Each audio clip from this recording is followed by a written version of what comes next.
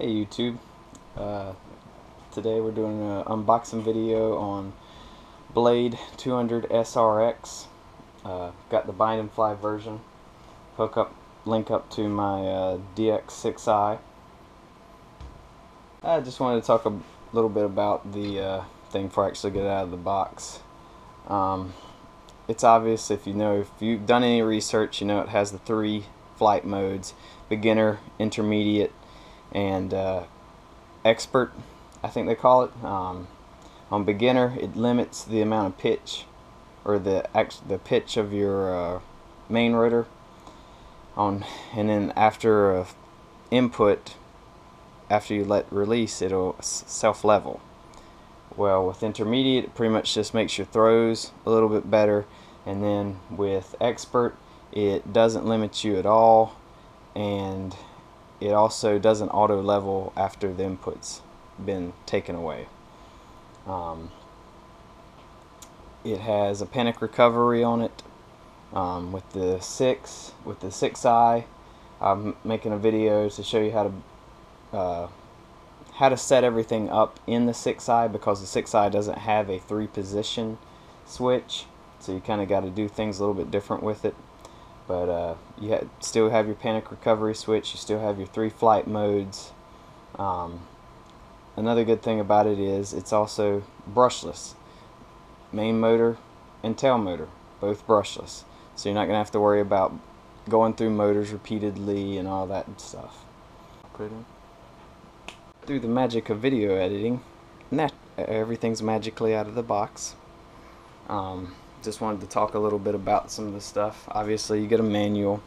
I've went through the manual already. It actually gives you a good bit of instruction on getting everything set up, binding and stuff, and your settings. The only setting it doesn't have, like I said, is the DX6i, which I don't know why they did that. The 6i is a super popular controller. I don't know why they did that, but there's ways to do it, a way to do it, and it'll work. So if you have a 6i, don't worry about it.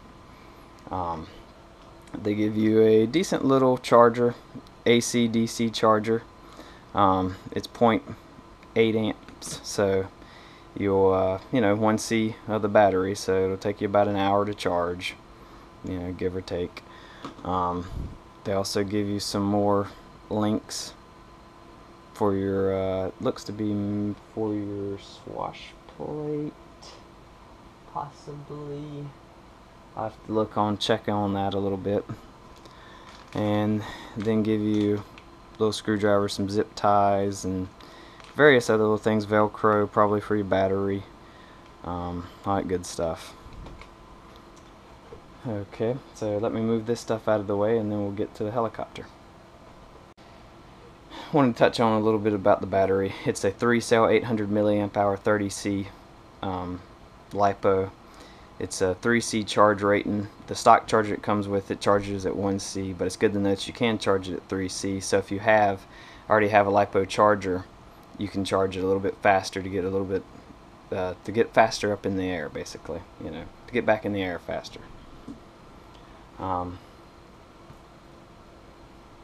Here's the helicopter itself. They actually give you a blade retainer, which is kind of nice. Canopy looks good. I kind of like what they did with the canopy with the scoops in the front there. Let me set it down and get the actual canopy off so you can kind of get a better look under it.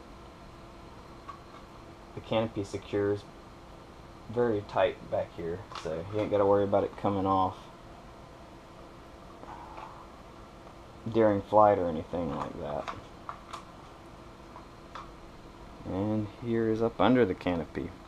You have your AS3X receiver here, which is what pretty much contains all your gyro and stuff like that on this model.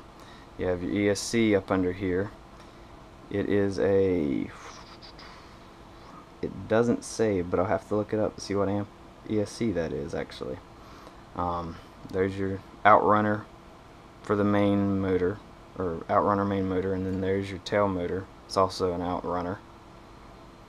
The blades are well made. They're nice and strong. There's your battery. spot for your battery. You need to put a little bit of Velcro there and put a little Velcro on your battery, because just holding it down by this, you're just asking for it to slide out the front. Definitely put some Velcro on the battery. It uses JST connections, and also the servos are good. Haven't had any complaints at the hobby shop I work at, but they are plastic gears, so they will strip. The good thing is, if you crash, you strip a servo and don't break anything more substantial. So that's the positive to having the plastic gears on here. Overall though, it looks good.